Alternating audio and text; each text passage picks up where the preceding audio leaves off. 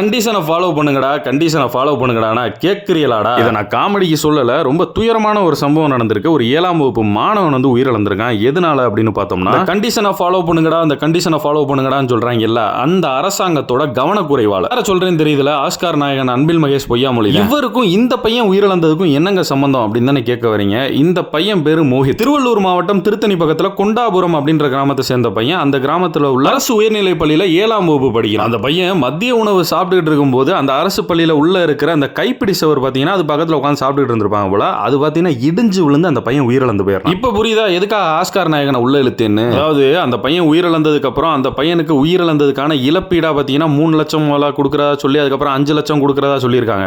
10 லட்சம் இல்ல 1 கோடியே கொடுத்தாலும் அந்த பயலோட உயிர் வருமா? அந்த 5 லட்சம் 3 லட்சம் கூட செலவாகாது. அந்த அரசு பள்ளியோட கட்டடத்துல மெயின்டெனன்ஸ் ஒழுங்கா பண்ணியிருந்தாலே இப்படி ஒரு உயிர் பலியே ஆயிருக்காது. இப்ப நீங்க எந்த கண்டிஷனடா ஃபாலோ பண்ணிவிட்டியா அப்படின்னு கேட்கத்தானே செய்வாங்க. இந்த ஒரு நியூஸை பத்தி பெருசா எந்த ஒரு நியூஸ் சேனல்லையுமே வரல. 1-2 அதாவது திமுகவுக்கு அகைன்ஸ்டா உள்ள 2-3 இன்ஃப்ளூயன்சர் மட்டும்தான் அதை போஸ்டே பண்ணிருக்காங்க. அதுலயும் நிறைய திமுக ஊபிகள் என்ன முட்டு கொடுத்து கமெண்ட் பண்ணிருக்காங்கன்னா, தமிழ்நாட்டுல இத்தனை ஸ்கூல் இருக்கு, அதுல ஒரு ஸ்கூல்ல வந்து இந்த மாதிரி கைப்பிடிச்சவர் இடிஞ்சு விழுந்து ஒரு பையன் இறந்ததுக்கு மொத்த அரசாங்கத்தை நீங்க எப்படி கேள்வி எப்படி குறை சொல்லுவியா அப்படின்னு முட்டு கொடுத்துக்கிட்டு இருக்காங்க. கொத்தடிமை அதே அரசு பள்ளியில உன்னோட பிள்ளையும் படிச்சு அந்த பிள்ளை இறந்து போயிருந்துச்சுன்னா இந்த மாதிரி வார்த்தையை விடுவியா? ஆமா, அதுவும் ஒரு ஸ்கூல்ல ஒரு 7வது படிக்கிற பையன் இறந்து போயிருக்கேன். அன்பில் மகேஷ் பொய்யாமொழி ஏன் நேர்ல போல? அது ஒரு பக்கம் இருக்கு. அந்த திமுக இளைஞரணி மாநாடுக்கு வந்துட்டு போன கார் ஒரு பையனை ஏத்தி கொலவனுச்சுல, அதை பத்தி யூடியூப் வீடியோ போடுறவங்க எல்லாம் முதல்ல வீடியோ போட்டது நம்மளாத்தே இருக்கும்னு நினைக்கிறேன். அதாவது அந்த விஷயத்துல திமுக எதிராக. இதுல என்ன கொடுமைனா, நேத்து ஒருத்தன் வீடியோ போடுறேன் எவனுமே அதை பத்தி பேசல. ஆமா வாஸ்தவம், யாருமே பெருசா பேசல. அந்த வீடியோல ஒருத்தன் கமெண்ட் போடுறேன், கம்பி கட்டும் கதைகள் பேசவே இல்லை அப்படின்னு போட்டிருக்கேன். அதுக்கு கீழே போய் அந்த வீடியோ போட்ட நாய் கமெண்ட் போட்டிருக்கு,